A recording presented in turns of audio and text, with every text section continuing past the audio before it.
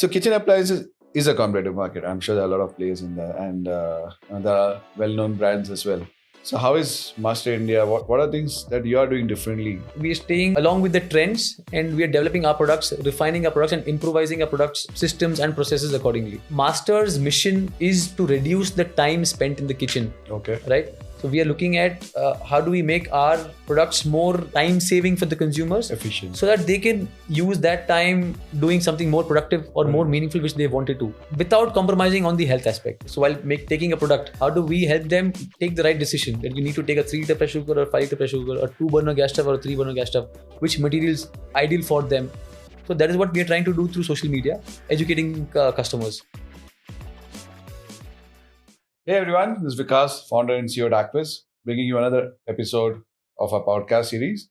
We've been talking about food lately, and we're going to continue with that tradition. Today we have somebody who's into kitchen appliances. So we have with us Harsh Bhansali, who's a director at Master India, and going to help us understand how the industry is shaping up and what are the various things happening in the food preparation industry or the kitchen appliances industry. Welcome, Harsh. Thank you, Vikas. So for our audience, it will be good to know if you can, good to know a little bit about yourself. You can help us introduce yourself to the audience. My name is Harsh Bhansali. I'm a director at Master. We are basically into kitchen appliances, and we have various products under our portfolio like pressure cookers, cookware, gas stoves, mixer grinders, so on and so forth. Nice. We have a plant based in Bangalore, and we have a pan-India presence. Great. And so tell us, when did you start the business? And I see you joined the business, which is a family business. After your dad started it. So tell us a little bit about when the company started and when did you join and what are the changes that have happened since you joined? All right. So the company started in 1985. It was started by my father, Prakash Bhansali, who's the managing director of the company. Initially, the objective was to become an OEM supplier to major brands. But then gradually we decided, once we got the product acceptability in the market, we decided to launch our own brand, Master. And since then, that has been the focus of growing Master and developing the domestic and the international markets. I joined the business in 2013, right after my graduation. And along with, as soon as I joined, I also did a course in SPJ in Bombay. I did a course called Family Managed Business. So the course and the business went hand in hand, because for a month, I used to be there in Bombay for a week. And whatever they taught us in that 1 week, we used to come and practically apply in our business, and we had reports and assignments to submit to. So it was a learning and doing hand in hand. Interesting. Traditionally, we talk about education not being really helpful for business, but in your case, you're saying since you were able to apply it right when you were learning it, did you see any benefits from it? Absolutely. So it was, the teachers were already used to teaching second generation entrepreneurs, and learnings and the assignments were very practical and relevant. Okay. And it was across all these spheres, including manufacturing, retail, export business, management, everything all together. So it was, I'd say, the right course for somebody joining or getting into the family business initially. Right. That's great to know. Family businesses traditionally run by first generation entrepreneurs, and when you join somebody young like you join, I'm sure there are going to be a lot of challenges that present to you. At the same time, I'm sure there are opportunities as well. So talk us through some of the challenges, how you overcame them, and what are the opportunities that you saw where you could improve the business. Any young person joining a family business, there are definitely a lot of challenges, considering point of views of the previous generations and the current generation. This has been, and I think has been the biggest challenge for me, because you see, as a young 20-year-old, I used to come with a lot of ideas, but so those were just ideas, based on my learnings from college, or just my observations. But so when you propose those ideas to the older generations, right, you get countered with some experienced based suggestions or discussions, which is where the gap generally happens, right? You feel that no, you're right, because you're seeing certain things happening in a certain way, and you feel that needs to be changed. But based on their experience, they always kind of refine those ideas, and then you implement it. Of course, over the years, as I have become more experienced and mature myself, so deliberations or those discussions are more productive, I'd say. And initially it was just the two of us, but now we have a lot of managers, so whom we discuss with, and so the decision making becomes much more refined. Understood. Yeah. So that's, I mean, that's very interesting because traditionally, a lot of businesses which are run by first generation entrepreneurs, and then when you have younger folks joining, I'm sure there are a lot of debates and all of that happen. At the end of the day, I think if you have enough data to back it up, you have enough, like you said, experience, and ideas are getting refined. I think at the end of the day, what wins is the business. That's what's very important. Absolutely. So, in your case, what you believe has been one of the major changes that you've been able to bring into the business, which has really helped grow the business? So Master had a goodwill in the market, right? Because of our products and the quality, but we weren't really able to capitalize it as much as we should have in terms of sales. So my major focus was sales. The different segments that we are present in, which makes it, from a growth perspective, it becomes very easy for us to grow because we're in different segments in the international markets, domestic markets, the e-commerce markets. So I think that has been one of my strengths, sales and marketing. So yes, that is what I'm able to contribute at Master majorly. Okay. So kitchen appliances is a competitive market. I'm sure there are a lot of players in there, and there are well-known brands as well. So how is Master India? What are things that you are doing differently, overcome the competition and to stand out? Of course, kitchen appliances, because India is such a large country, and you have 1.3 billion people, and the number of households are only increasing. The middle income categories are increasing. So overall, it's a huge opportunity for us and anybody in the kitchen appliances space in India, because of which there are a lot of new players also coming into the market. And the easiest way to enter is to cut prices, right? Okay. But we firmly believe that, so each segment that we are present in has a different structure. Like the distribution channel has a different structure. So there we ensure that we are catering well to our distributors and dealers, because they are the ones who are selling the products to the consumers, and they help them make the right choice. So we are ensuring that we take care of the channel in the right way. Apart from, of course, having a super service backup that we have, because service home appliances come with a lot of service requirements. We are ensuring that we are maintaining top-notch service. We have the regular toll-free numbers. We've done a small thing like a warranty registration, so it becomes easier for the customer while claiming warranty, right? Okay. That because generally we don't tend to save the invoice copy or the warranty card after 2 years or 3 years of using the product. Right. So with the warranty registration, it becomes easier for them. They don't have to save these, and just by the number we get it in our CRM, and then it becomes easier for service. So we're trying to make that as hassle-free as possible. Apart from that, of course, in today's market, trends change every year. Right. There are newer raw materials coming in, newer customer preferences coming in. So we are ensuring that we are staying along with the trends, and we are developing our products, refining our products, and improvising our products, systems and processes accordingly. Okay. I mean, I'll come to channels and how you're selling your products in a bit. Before that, I just want to understand how many products do you have as of today, and what are the various categories you are doing business in? So we have about 200 plus SKUs, the kitchen appliances category, with pressure cookers, cookware, gas stoves, mixer grinders, electric kettles, wet grinders, kitchen tools, so on and so forth. And which is your star product in this? Like, which is your category? So in the market, of course, the first product that we launched was the pressure cooker, which is what we are known for as well in the market. Which is, of course, now we are focusing on other products, and that is contributing even more. But yes, pressure cooker is something which we are known for. Okay. So you said you are exporting the products as well. And is it across all your categories, or you're just mainly exporting the pressure cookers? No, which all regions do you export to? So we are currently exporting mainly to the Middle East, to some European countries like Netherlands, and a little bit in Africa. So these are our focus markets, majorly where you have a lot of Indian diaspora.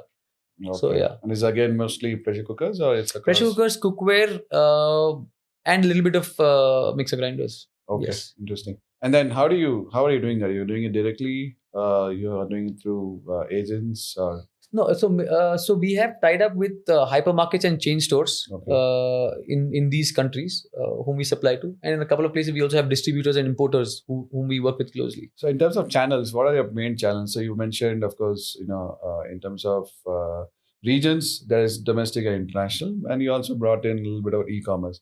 So are you also doing D2C, or are you selling mostly through marketplaces, or do you have your own website where you make a sale? So the major segments that we have been present in are the general trade, that is the distribution dealer network. Then we are also selling through large hypermarkets, Okay. the modern retail stores. E-commerce is one category which we've developed over the last 4-5 years, and it has done well for us. And exports being the other category. As far as e-commerce is concerned, now of late, we've started off with quick commerce as well, which is Blinkit and Zepto. yes. Okay. So we've just started off with them, and that's giving us a good response. And I think that's the upcoming channel as well.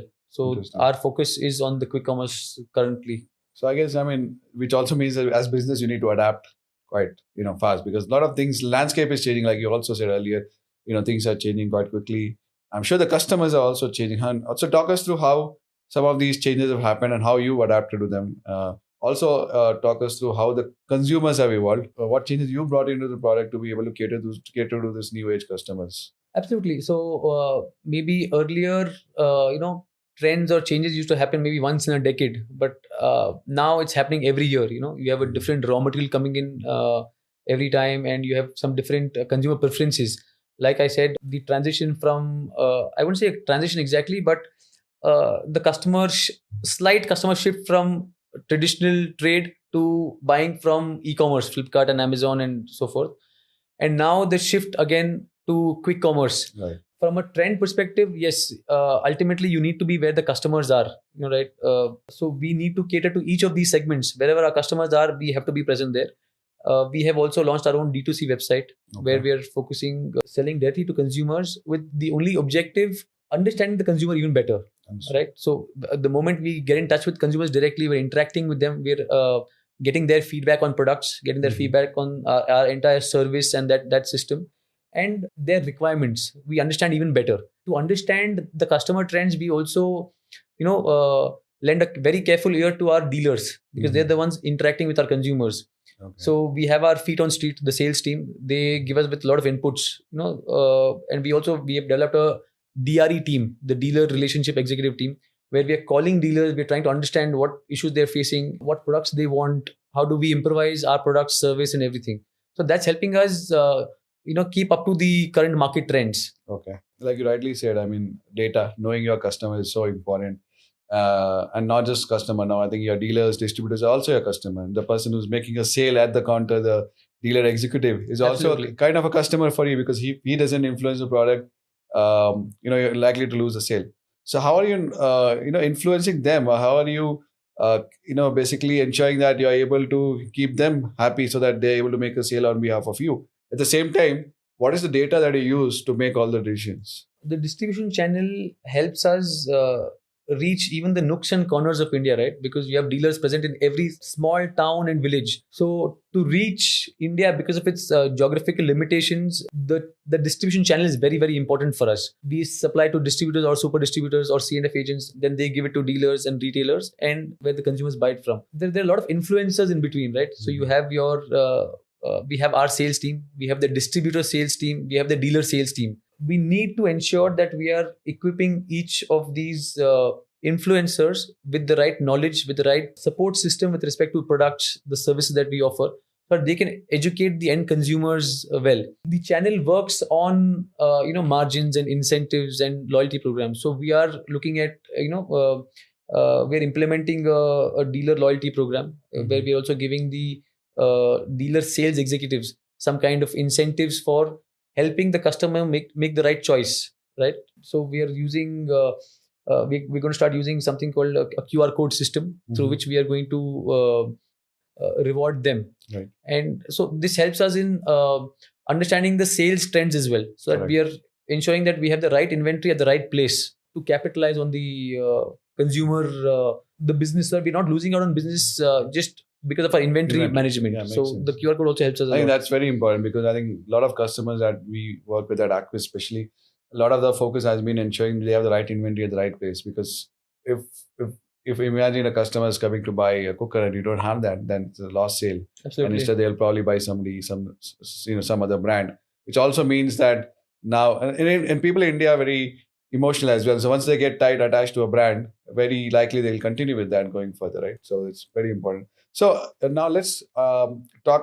little bit more about your sales. So how has the consumers evolved? First, let's understand that. So what are the changes that you've seen in customers' mind? You've seen a lot of people now, shying away from coatings, etc., because there's a lot of discussion on online about these Teflon coated products not being healthy. So, what are the changes that you've seen in the market, right? Secondly, let's discuss about what are the new channels that you opened up. Like, for example, you said international, right? You focused on Sri Lanka, Netherlands, Middle East, right? So, what are the challenges you saw when expanding to these regions, and what are you expecting to do? Beyond these regions, are you expected to go to US, Europe as well? I mean, of course, you covered Netherlands, but other regions as well. So when we talk about consumer trends, from a very, if I have to put it very simply, we are going back to the old age way of Right. cooking, right? You see a lot of these cast iron products Right. now coming in trend. You see mitti ke bartan, Understood. which is coming back in trend, right? Because these are the traditional old methodologies Right. which have been, I mean, they help you retain taste and plus hazards, Chemicals, right? yeah. So, and there are a lot of other materials as well, which are, I mean, harmless. Like you have the tri-ply, which is coming in, or the Mhm. stainless steel. So these are materials which are hazardless. Customers these days are choosing health over anything. That is one trend we see. Then second is the premiumization. Gone are the days where it was just the entry level or the basic products which used to move. Price is not the only deterrent anymore. Okay. People are looking at upgrading. Somebody used to buy aluminium pressure cooker is looking at stainless steel, looking at Understood. tri-ply. So there is an upgrade in the market, which is also what we are focusing on. We are Yes. focusing on premiumization, on improvising the value add that we give with every Mhm. product, Mhm. right? Master's mission is to reduce the time spent in the kitchen, Okay. right? So we are looking at how do we make our products more time saving for the consumers, Efficient. so that they can use that time doing something more productive or more Right. meaningful which they wanted to, without compromising on the health aspect. That is something which we are looking Okay. at, and all our product innovations or whatever we are doing in terms of product is focused on this. Yes. So as far as the markets are concerned, in the international market, we are currently present in the Middle East, majorly, a little bit in Africa. The objective is to increase our presence further in the Middle East, and Africa is an upcoming market. So that is a great potential for us. We have also started exporting to the US, Okay. where we are selling on Amazon in the US. Okay. So yes, so we are going steady with our international business, and I think since India is becoming the manufacturing hub, a lot of we've seen a fantastic response for our products and interest from customers to buy from India. Right. So that is something which we are looking at capitalizing on, and I think this holds a huge potential for us as a company Okay. for catering to the international markets. Interesting. I think there are two trends which are shaping up all industries. I'm sure your industry as well. One is the number of people who are moving into middle class from poorer families, and that brings people get more aspirational. They want better products, right? Which you also touched upon. Secondly, is of course, which have always been the case, the number of people outside India, and of course there are more people now, which means that your people who are looking for pressure cookers, etc. Indian population settle outside are also increasing, which means the demand for products like you also increase. So rightly said, and I think it kind of well aligns with the mindset and the approach you have. Absolutely. So let's talk about a little bit about social media, especially home appliances, kitchen appliances do get influenced by social media a lot. See a lot of influencers talking about what's happening, what are the better ways of cooking. You touched upon mitti ke bartan, right? That's basically now people are more aware because of social media as well. So how has social media shaped up your business, and how important it is for a company like yours to follow the social media trends? So social media, in terms of marketing and branding, holds a very, very important role for any brand, any consumer-facing brand. We are utilizing social media to kind of market our products to consumers so that they understand the benefit that they're getting. It's not just you take a brand, you need to understand the product in detail. So social media helps us communicate that better. Of course, influencer marketing, your SEO, SMM. So all of these do play an important role in marketing strategy. Mm-hmm. And I think even for our D2C website, this plays a very important role, because the more customers you reach, the more you educate customers. That is important. So it is about educating the customers, which helps them understand a lot of things which which are probably in trend, or which help them save time, like I said, or help them understand what is good, what is bad for them. So while taking a product, how do we help them take the right decision, that you need to take a 3-liter pressure cooker or 5-liter pressure cooker, a 2-burner gas stove or a 3-burner gas stove, which materials ideal for them. So that is what we are trying to do through social media, educating customers. Very interesting. I think those are some of the things which probably, as somebody who doesn't cook at home would not even be aware of. But I think that's very important in terms of nuances between, what are the various sizes, what are the various capacities. Right. And I'm sure that, makes a lot of difference to somebody who's actually trying to get more efficient, have more time for, themselves, for their family. Because I think in this current day and age, like you rightly said, you're trying to see how people can get more time, right, out of the kitchen, out of doing something which is more meaningful. So that's very important and very rightly said. So in terms of your own products, are you getting into more products, more product lines, or you believe what you have is something which is enough for you to grow? So there is nothing which is ever enough, right? With, like I told you, that trends are changing every year.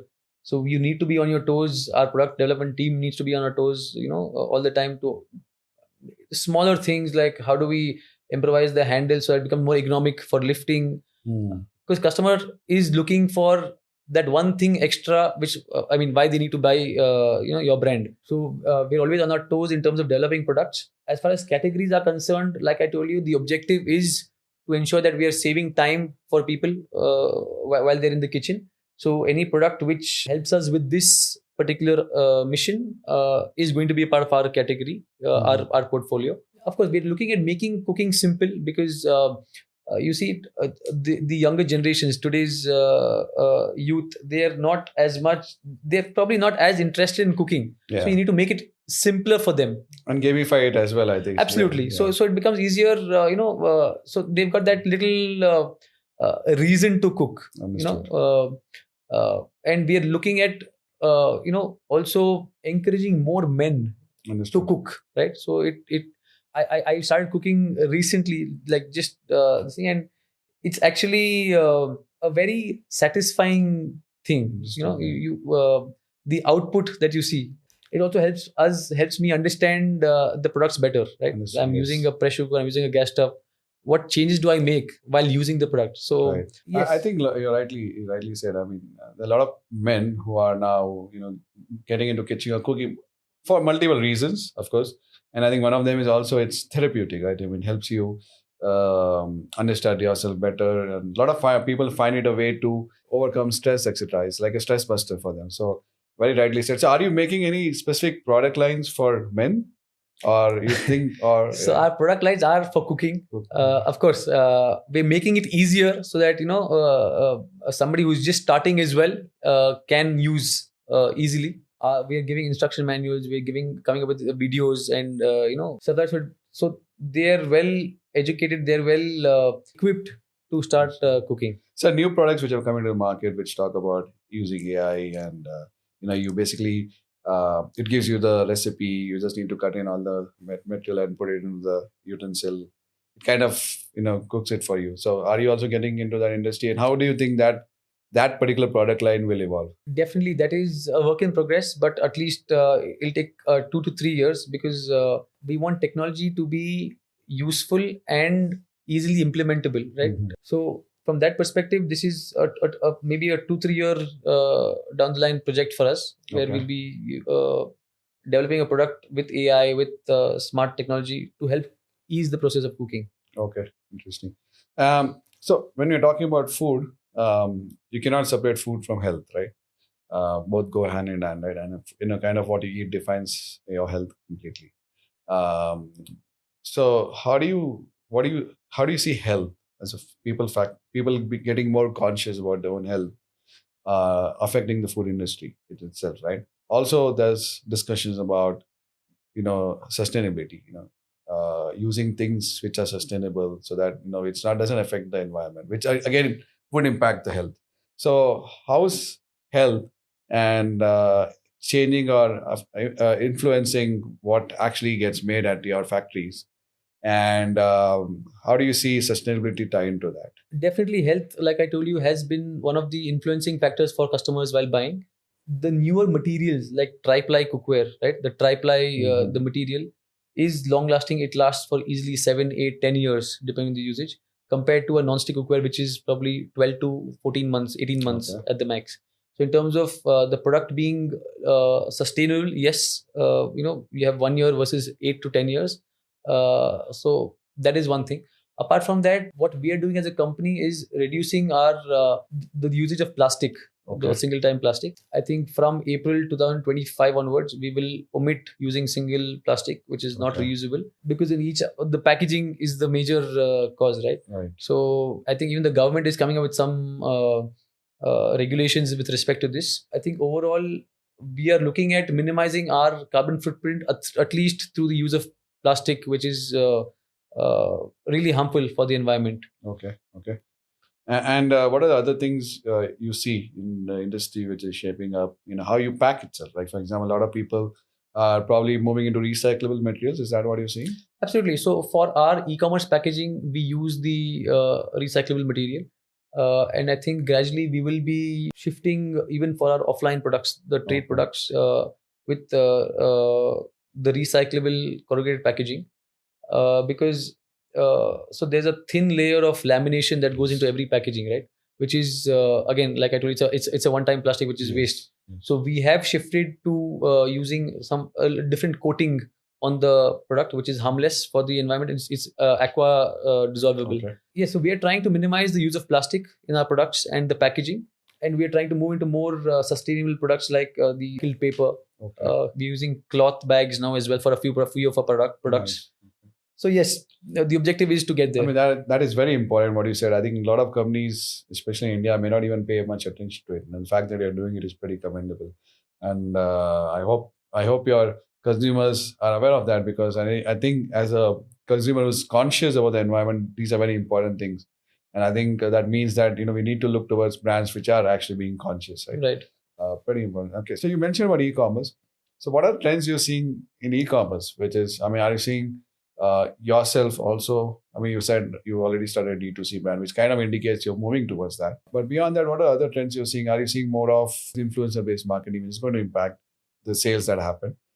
Besides that, any other trends which you see is going to shape the kitchen appliances industry in itself? I think kitchen appliances does very well online. I think this is one of the major product categories for the general merchandise categories for all the online marketplaces. As far as the trends are concerned, I think it's a little shifting towards the quick commerce as of now, and we're seeing a lot of sales coming in through that. So if you can give us some numbers, like for example, how much of it has changed now? What's the difference that you're seeing in terms of the sale now coming through quick commerce versus how much of that movement has happened from e-commerce to quick commerce? We've started quick commerce pretty recently, just about 3-4 months back. But yes, we've already started doing almost 30 to 40% of our e-commerce sales through quick commerce. Yeah. And we only see the trend increasing because we're also tying up with a lot of these, the quick commerce companies. And if I may cut you off here and ask you, which is a product which gets sold most through quick commerce? Again, is pressure cooker? Or? It's pressure cookers, cookware. And now we're also seeing a trend in the higher ticket products like your mixer grinders and gas stoves as well. So people who used to think that these are not impulsive purchases, etc., that's not the case now. People are buying, may not be on an impulse, but they are buying, wanting the product as soon as possible. So that's the change in the overall consumer trend, right? Like now people just want to swipe off, on Instagram or YouTube. So it's speed that counts now. So speed in terms of deliveries. You see, even what used to take 7 to 8 days earlier, even through e-commerce, now is people prefer buying through the Amazon Prime deliveries, where it is 1 day delivery. Now with quick commerce, it is 10-minute delivery. So it is definitely getting into the impulsive buying behavior. Which brings me to a very important question now. Earlier, some of the kitchen appliances are expensive, right? Especially let's say buying a mixer grinder, you're putting good amount of money. And earlier, people will do enough research to decide which brand to buy, which product to buy. Also, I'm sure within the brand itself, there are a lot of options available. So when they're buying through quick commerce, how are they doing that now? So it's the same thing, right? People do definitely research your listing, the cataloging, all that is important. Again, look at ratings, offline, reviews. Outside the quick commerce site, so it's happening on the quick commerce site itself, the research as well. No, I think it is happening both because nowadays people are searching on YouTube as well, for Okay. certain mixer grinder reviews, for certain product reviews. That is one thing. Second, they also look at the ratings and reviews of customers who've already purchased, Hmm. and that is a big influencer for making the buying decision on these. Okay. And I think earlier research a lot before buying, but Correct. now because of the return policy, where it becomes convenient for them that if you don't like it, change it. Okay. So they use that also as a as a way to make faster decisions. Okay. That in case I don't like it, I return it. Okay. Okay. So people are not afraid of buying, whereas earlier they would be afraid of buying and worrying that they would get the wrong product. Right. Now they are not that worried, and hence it means that they are now able to make a decision quicker, right? Absolutely, and I think the trust factor for the e-commerce companies has also increased. Okay. Right, and like earlier, return milega nahi milega, paisa milega nahi milega, yes. but all that is now not there. Now they know that they're. I think that's only probably one of the good things that has come out of COVID. I think post-COVID, people have now moved more towards online. I think Absolutely. There is a big change. There is a point where there's a huge sudden influx into e-commerce. Okay. So when you are now competing for space online, whereas offline, you probably could have some executives in the store influence that. So when it comes to, let's say, selling on Blinkit, Zepto, etc., probably you're competing for space on these platforms. How are you doing that? How are you standing out against this competition? I think it's with the like I told you, educating the customers is the most important thing. So you'll have to figure out a way to do it outside these platforms as well, right?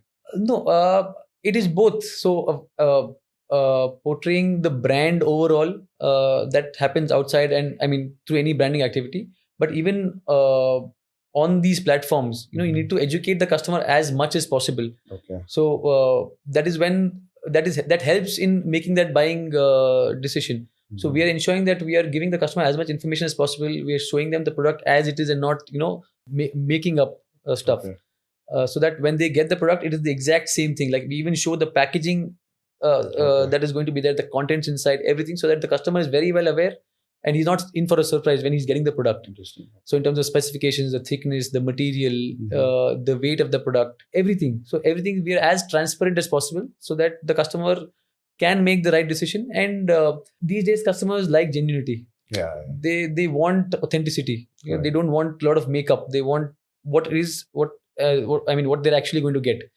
So we're trying to make the videos as easily understandable as possible. We're trying to make the listings, the content as easy for the consumer to understand. Yeah, no, you rightly said. I think you used two very important words: transparency and authenticity. I think very important because these days customers want honesty. I mean, I think gone are those days when you couldn't tell anything about the brand and try and make a sale. I mean, in fact, the more honest you are, the better customer will trust you as well. I think, and those are two things which we work on at Acquis as well, which will help brands ensure that they're able to tell the customer that's an authentic product, plus make it, ensure that they're able to see all the transparency behind the product as well.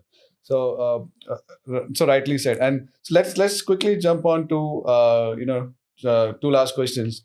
One is if you can help understand future of your industry, what are things you're going to do, and how do you see Master evolving as well, and then after that I'm going to probably come to the last question. So maybe you can help answer this first. So Master has a long way to go, right, in terms of the customer touch points that we have, both in terms of offline, number of states that we are present in, and in terms of online as well, in terms of the depth that we have. So we have a long way to go. We have a huge scope and potential because we've hardly scratched the surface, and we just starting to now getting into newer states, newer territories, newer segments. So there are a lot of other segments also that we still need to cater. A lot of exciting times for Master because we see a lot of potential and growth. As far as the trends are concerned, like I told you again, it's a myth that online is taking over, offline is reducing. It is just that the overall because of the India growth story, there is an overall increase in consumption, right? Because of which each segment is still retaining the percentage of share that it had. Of course, it is increasing more a little on the online side, but there's a huge scope for offline as well. We are keeping a close watch on where the customer is buying from, and we're trying to cater to that segment. Having said that, distribution, the general trade segment does hold a very, very important. It's a focused sector for us because of India's geographical limitations. It's a huge challenge even for anybody to still cater to so many pin codes. Like even Amazon is not catering to about 8,000, 10,000 pin codes. Okay. Yes, so it is important for us to cater to each segment, and avoid channel conflict as much as possible. So, I mean, again, you touched on a very important point. Online is not just the only channel. Right? We're seeing a lot of customers or a lot of brands who are only online, purely online, and also now moving into offline. So, I think brands have to adopt the omni-channel strategy, right? Be able to be present where your customer is, and your customer is present both offline and online. So, I think that's something a very important mindset to have, and which you rightly have. So, talk us through in terms of your own experience, and maybe if there are some insights which you can share to somebody who's young, probably getting into family business now. What have been your key learnings, and any advice or any insights you can share for somebody who's getting into your shoes now? I think thing about family businesses are each family dynamics are different, right? In a corporate, it is the structure is fixed, the hierarchy is fixed. There's a CEO, there are managers, and then there are the bottom line people. But in family business, the dynamics are different, right? In some, like in our business, we only have my father and me who are in the business. But a lot of other family businesses, there are multiple generations involved. There are multiple people from each generation involved. I'd probably say to a young Harsh, I would say stay patient, keep coming up with ideas, but be patient, right? Because the experience of the older generations is very, very invaluable. So you need to somehow find a balance there. And yes, I think you'll have to keep innovating, innovating your systems, your products, your processes, everything. Because the trends are changing constantly, right? So you need to kind of the number of manufacturers, the competition is increasing. So if you're not one step ahead, then you're always going to play the price game, which is something which I don't really believe in. Okay. These are the major things. Great. I think staying grounded and still being nimble-footed, right, is important. Absolutely. Staying grounded is being patient, and knowing that just because you have an idea doesn't mean it's something which has to be implemented. You have to take into consideration, what your people who, like you rightly said, people who have experience. I'm sure they are talking about experience. They know the market. Plus, at the same time, ideas are important, because without ideas, there'll be You no can't growth, progress. right? So I think a mixture of both, like you rightly said, is very important. At the same time, being nimble-footed, knowing that you should be able to ready to change, because without change, again, you'll be left behind. We've heard of numerous cases, numerous businesses which have not been able to change Right. and lost out, right? So, I mean, great. I think this was an amazing discussion, Harsh. I think I personally got to learn myself. I'm sure audience has got to learn a lot as well, especially the young folks who are not just getting into family business. I think even somebody who's probably starting up, somebody who has a lot of ideas, probably starting maybe a first generation entrepreneur as well, or somebody who's getting into kitchen appliances business. I think a lot of key takeaways from here. The fact that there's been a good mixture of ideas with experience, and how you've been able to add value to your existing business is something which is very commendable. So, any parting words before we sign off and say goodbye to all our viewers? First of all, thank you for having me over, Vikas. It was a great discussion. We have come a long way in Master, and we have a long way to go. And thank you for capturing some of those moments and the journey for us. I think the overall kitchen appliances industry is, poised for a huge growth because of the India growth story. The number of people, the income levels that are increasing, the number of people getting into the middle income groups, right? So I think these are very exciting times for us. I think next 7 to 10 years has a lot of potential. The company, which is constantly changing with the changing customer trends, I think will emerge victorious. That was really well summed up. So thank you everyone for tuning in with Aquis, where we bring you great brands and we tell their stories. So stay tuned for another episode which is going to be coming soon. Thank you all.